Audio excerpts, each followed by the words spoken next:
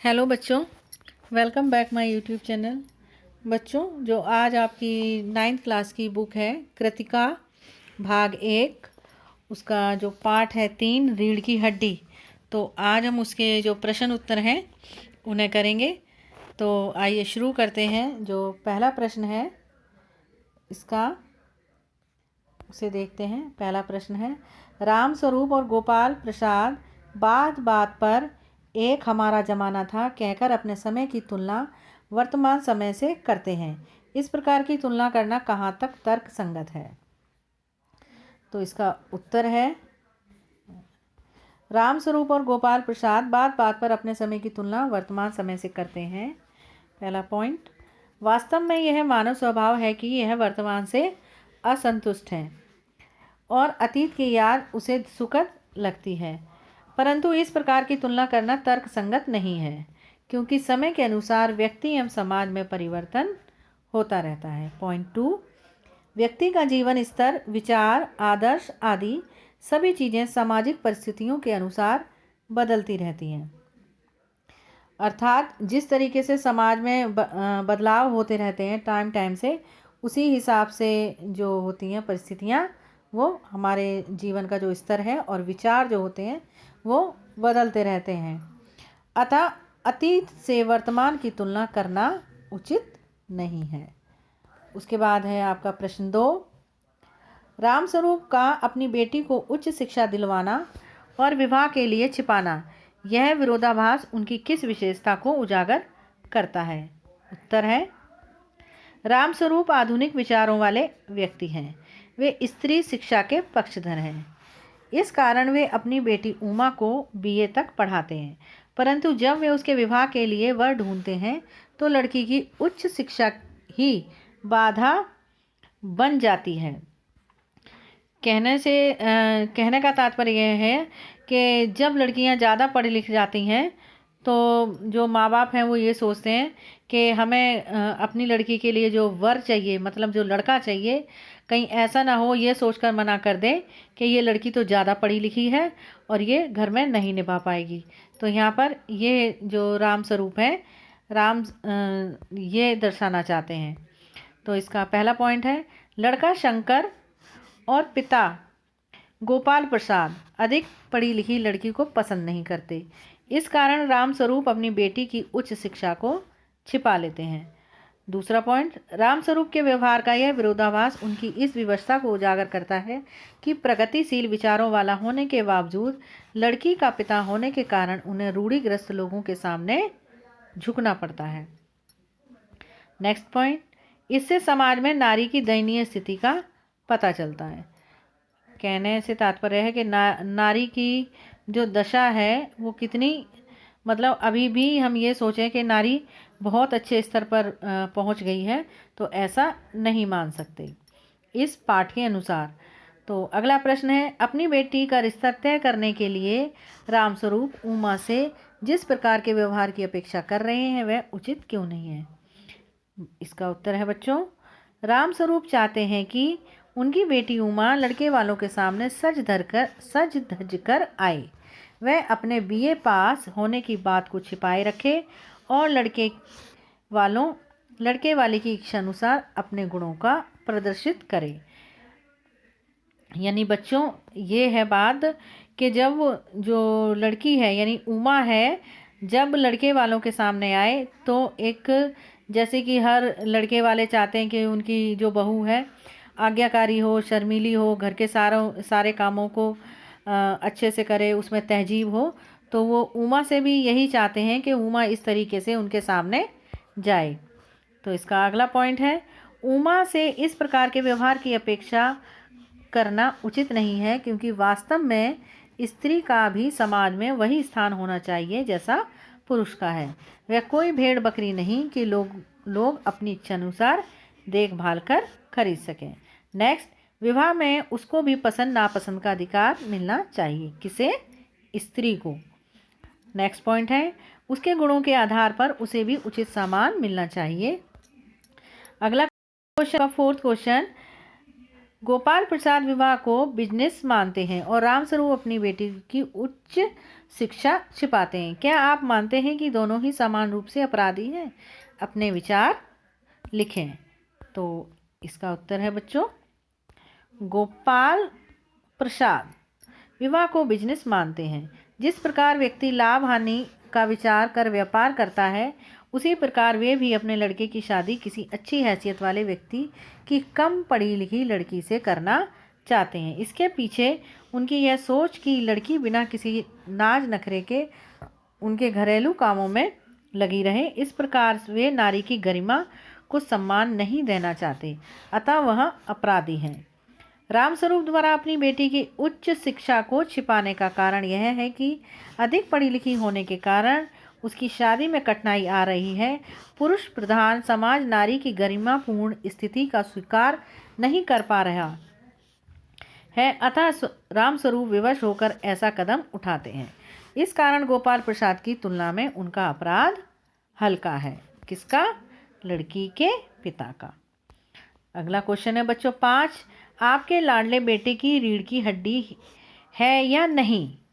उमा इस कथन के माध्यम से शंकर की किस कमियों की ओर संकेत करना चाहती है? तो इसका उत्तर है बच्चों उमा इस कथन के माध्यम से शंकर की शारीरिक एवं चारित्रिक दोनों प्रकार की कमियों की ओर संकेत करना चाहती हैं। पहला पॉइंट, शंकर की कमर थोड़ी झुकी हुई सी है। इस कारण कॉलेज में उसके दोस्त यह कहकर उसका मजाक उड़ाते थे कि शंकर की बैकबोन नहीं है, यानी रीढ़ की हड्डी। उसी कॉलेज में पढ़ी होने के कारण उमा भी इस बात को जानती है। अगला पॉइंट है, कॉलेज में लड़कियों के हॉस्टल के इर्द गिर्द चक्कर लगाने के कारण शंकर को वहां से भगाया गया। वह नौकरानी के पैरों में पड़कर अपना मुंह छिपाकर वहां से भागा था। कौन? शंकर। अगला प्रश्न है बच्चों 6, शंकर जैसे लड़के या उमा जैसी लड़की समाज को कैसे व्यक्तित्व की जरूरत है? तर्क सहित उत्तर दीजिए। तो इसका उत्तर है शंकर अपने अध्ययन के प्रति लापरवाह है। यही कारण है कि वह 1 साल फेल भी हो गया, जबकि उमा अपने अध्ययन के प्रति सजग है एवं प्रतिकूल सामाजिक परिस्थितियों में भी उच्च शिक्षा प्राप्त करती है। प्रतिकूल सामाजिक परिस्थितियों से तात्पर्य है बच्चों कि उस समय जो समाज है वो नहीं चाहता था कि जो लड़कियां हैं वो उच्च शिक्षा प्राप्त करें, तो उनके विरोध में, यानी कि लड़कियों के विरोध में इस तरह का माहौल था कि लड़कियों को ज़्यादा पढ़ाना लिखाना नहीं चाहिए। तो उस समय भी वो है जो उमा है उसने उच्च शिक्षा प्राप्त की।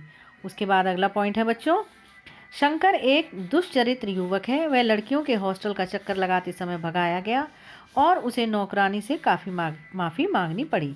उमा एक सच्चरित्र युवती है, उसे सदैव अपनी इज्जत का ख्याल रहता है। अगला पॉइंट है, उमा अत्यंत साहसी युवती है। उसके पिताजी उसकी उच्च शिक्षा की बात छिपा लेते हैं, जबकि उमा इसे लड़के वालों के सामने दृढ़तापूर्वक प्रकट कर देती है। उसे इसका भी भय नहीं होता कि उसकी शादी टूट जाएगी, जबकि शंकर एक कायर युवक है। वह लड़कियों के हॉस्टल में ताक झाँक करता है और मुंह छिपाकर भागता है। अगला प्रश्न है बच्चों प्रश्न 7, रीढ़ की हड्डी शीर्षक की सार्थकता स्पष्ट कीजिए। तो उत्तर है रीढ़ की हड्डी एकांकी में हमारे समाज में नारी को उचित सम्मान मिलने की समस्या में प्रमुखता से दर्शाया गया है। पॉइंट फर्स्ट, इस एकांकी में रीढ़ की हड्डी यानी बैकबोन को एक प्रतीक के रूप में दिखाया गया है। पॉइंट 2, उमा के विवाह के लिए उसके पिता जिस युवक शंकर से उसके रिश्ते की बात करते हैं, उसकी शारीरिक संरचना में यह कमी है कि उसकी रीढ़ की हड्डी झुकी हुई है। नेक्स्ट पॉइंट, शंकर का चरित्र अत्यंत दुर्बल है। वह लड़कियों के हॉस्टल में ताक झाँक करते समय भगाया गया। इसकी रीढ़ की हड्डी की दुर्बलता को उसकी चारित्रिक दुर्बलता से भी संबंध किया गया है। अगला पॉइंट है, शंकर उच्च शिक्षा के महत्व को समझते हुए भी स्त्री की उच्च शिक्षा का विरोध करता है, अतः वह अपने विचारों पर दृढ़ नहीं है। वैचारिक आधार पर उसकी दुर्बलता भी उसकी रीढ़ की हड्डी की कमजोरी का सांकेतिक अर्थ प्रदान करती है। उसके बाद है अगला क्वेश्चन प्रश्न 8। तो आइए इसे करते हैं। प्रश्न 8, कथा वस्तु के आधार पर आप किसे एकांकी का मुख्य पात्र मानते हैं और क्यों? उत्तर है इसका, कथा वस्तु के आधार पर उमा एकांकी का मुख्य पात्र है। पहला पॉइंट, उमा इस एकांकी के केंद्र में है, वह संपूर्ण कहानी उसी के इर्द गिर्द घूमती है। नेक्स्ट पॉइंट, एकांकी की प्रमुख घटना उमा के विवाह से ही संबंधित है। उसे देखने लड़के वाले आते हैं, परंतु वह अपनी उच्च शिक्षा एवं लड़के शंकर की चरित्रहीनता की बात दृढ़तापूर्वक प्रकट कर देती है। दृढ़तापूर्वक से तात्पर्य है बच्चों निडर के साथ, बिना किसी डर के वो ये बात बता देती है क्या, कि शंकर जो है वो हॉस्टल से मुंह छिपाकर भागा था। नेक्स्ट पॉइंट है, अपने सद्गुणों, आदर्शों एवं ईश्वरवादिता के आधार पर उमा ही इस एकांकी की मुख्य पात्र सिद्ध होती है। वह एक सच्चरित्र, उच्च शिक्षा प्राप्त, आकर्षक व्यक्तित्व वाली युवती है। नेक्स्ट प्रश्न है बच्चों प्रश्न 9, एकांकी के आधार पर रामस्वरूप और गोपाल प्रसाद की चारित्रिक विशेषताएं बताइए। तो इसका उत्तर है, रामस्वरूप एकांकी रीढ़ की हड्डी के मुख्य पात्र हैं। वे उमा के पिता एवं अधेड़ उम्र के व्यक्ति हैं। रामस्वरूप अत्यंत परिश्रमी व्यक्ति हैं। वे प्रगतिशील विचारों के व्यक्ति हैं। इसी कारण उमा को उच्च शिक्षा दिलाते हैं। वे एक विनोद प्रिय व्यक्ति हैं। वह अपनी पत्नी से सदा हंसी मजाक करते हैं। विनोद प्रिय का तात्पर्य होता है बच्चों, विनोद प्रिय यानी कि बहुत हंसी मजाक या अच्छा माहौल रखते हैं एकदम से, मतलब जैसे हंसी मजाक का और अच्छी अच्छी बातें करना, हंसना, ये सब ऐसा मजाक वो माहौल बना करके रखते हैं और खुश मिजाज टाइप का आदमी है वो, तो इसलिए यहाँ पर इसको विनोद प्रिय व्यक्ति बताया गया है। नेक्स्ट पॉइंट है, रामस्वरूप अपनी पुत्री को अत्यधिक स्नेह करते हैं। इसी कारण उनके विवाह के लिए वे अत्यधिक चिंतित रहते हैं। नेक्स्ट पॉइंट, अपनी बेटी के लिए वे झूठ भी बोलते हैं और उसकी उच्च शिक्षा की बात को भी छिपा लेते हैं। अब यहाँ पर नीचे दिया गया है गोपाल प्रसाद की चारित्रिक विशेषताएं। बच्चों एक ज़रूरी बात कि यदि आपने मेरे चैनल को अभी सब्सक्राइब नहीं किया है तो चैनल को सब्सक्राइब कर लें यदि आप मेरे चैनल पर नए हैं, और जो बेल आइकन है उसे भी प्रेस कर लें, जिससे मेरी जो आगे आने वाली वीडियो है उनका आपको टाइम से नोटिफिकेशन मिल जाएगा। तो आइए शुरू करते हैं गोपाल प्रसाद की चारित्रिक विशेषताएं। वे पेशे से वकील एवं चालाक किस्म के व्यक्ति हैं। वे अनुभवी एवं लोक चतुराई से परिपूर्ण व्यक्ति हैं। वे एक अधेड़ उम्र के व्यक्ति हैं एवं शंकर के पिता हैं। तो गोपाल प्रसाद दकियानूसी ख्यालों के व्यक्ति हैं। दकियानूसी यानी कि बेफालतू की बातें, जो जैसा कह दिया कहा सुनी बातों में आ जाते हैं, फिजूल की बातों में, पुराने ख्यालों के टाइप के कह सकते हैं आप। वे स्वयं पढ़े लिखे हैं, सभा सोसाइटी में जाते हैं, परंतु अपने बेटे के विवाह के लिए ऐसी लड़की चाहते हैं जो अधिक पढ़ी लिखी ना हो। उसके बाद है आपका प्रश्न 10। तो बच्चों ये है आपका प्रश्न 10, इस एकांकी का क्या उद्देश्य है, लिखिए। तो उत्तर है, रीढ़ की हड्डी एकांकी में समाज में नारी को यथोचित सम्मान न मिलने की समस्या को उजागर किया गया है। पहला पॉइंट, इससे हमारे समाज में लड़कियों के विवाह में आने वाली अड़चनों को दर्शाया गया है और यह भी दिखाया गया है कि किस प्रकार विवाह के समय लड़की की नाप तोल करते हुए उसे अपमानित किया जाता है। अगला पॉइंट, इसमें पुरुष प्रधान मानसिकता का यथार्थ चित्रण किया गया है। नेक्स्ट पॉइंट, इस एकांकी में रूढ़िवादी विचारों की विसंगतियों का भी पर्दाफाश किया गया है, जैसे स्त्री के लिए सारे सद्गुण आवश्यक हैं जबकि पुरुष सारे संबंधों से मुक्त है। उसके बाद नेक्स्ट पॉइंट है आपका, एकांकी का मुख्य उद्देश्य नारी चेतना को जागृत करना है। इसमें यह संदेश दिया गया है कि समाज में उचित सम्मान प्राप्त करने के लिए नारी को दृढ़तापूर्वक संघर्ष करने के लिए तत्पर रहना चाहिए। प्रश्न 11, समाज में महिलाओं को उचित गरिमा दिलाने हेतु आप कौन कौन से प्रयास कर सकते हैं। तो इसका उत्तर है बच्चों, समाज में महिलाओं को उचित गरिमा दिलाने हेतु हम निम्नलिखित प्रयास कर सकते हैं। पहला पॉइंट, हम स्वयं भी नारी का सम्मान करें एवं दूसरों को भी इसके लिए प्रेरित करें। नेक्स्ट पॉइंट, स्त्री शिक्षा को बढ़ावा देने में महत्वपूर्ण योगदान कर सकते हैं। नेक्स्ट पॉइंट, हम नारी के अधिकारों का आदर करते हुए माँ, बहन तथा अन्य सभी स्त्रियों के प्रति अपने कर्तव्यों का समुचित पालन करें। नेक्स्ट पॉइंट, नारी के प्रति हो रहे अत्याचार का मुखर विरोध कर संघर्ष में उसका साथ दें। मुखर का मतलब होता है कि बेबाक बोल दें, मतलब बिना उसके डर के किसी भी बात को बोलना।